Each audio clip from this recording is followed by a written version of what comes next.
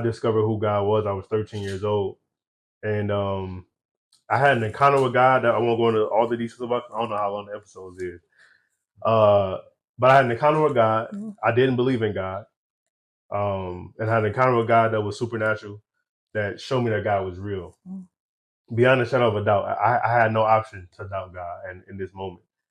And then for like the next 6 to 8 months, it was just, I had, supernatural dreams and visions.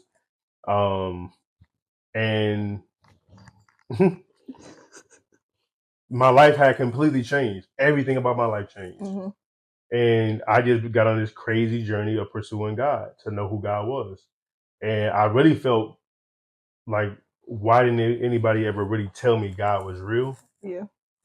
And people had talked about him around me. I know my grandma went to church and all those things, but it was more like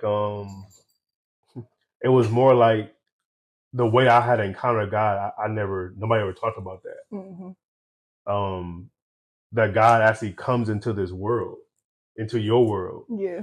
And so I ended up going through this period of my life where everything was about right and wrong, heaven and hell, being good and being bad.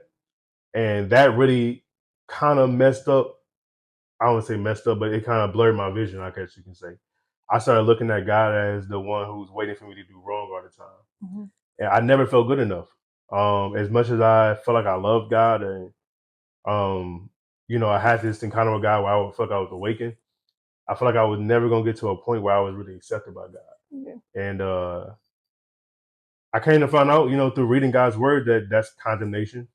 That this is how a lot of people feel like that they're pleasing God by condemning people and judging people, instead of telling people the things that actually set them free. Right. And the number one thing is how does God view me? Everybody want to know how they view, whether it's from people, their parents, their friends. It's very important to know how you're perceived. And the highest form of living, in my opinion, is when you know how God sees you and you receive that. And then it causes you to be able to love other people, Yeah. and treat them good too, because you know how you're loved. Right. So I would say that's the biggest thing. So again, for unbeliever to get on that journey, for a believer to know and discover how much you're actually loved. Because a lot of people that believe in God, but they're miserable. Yeah.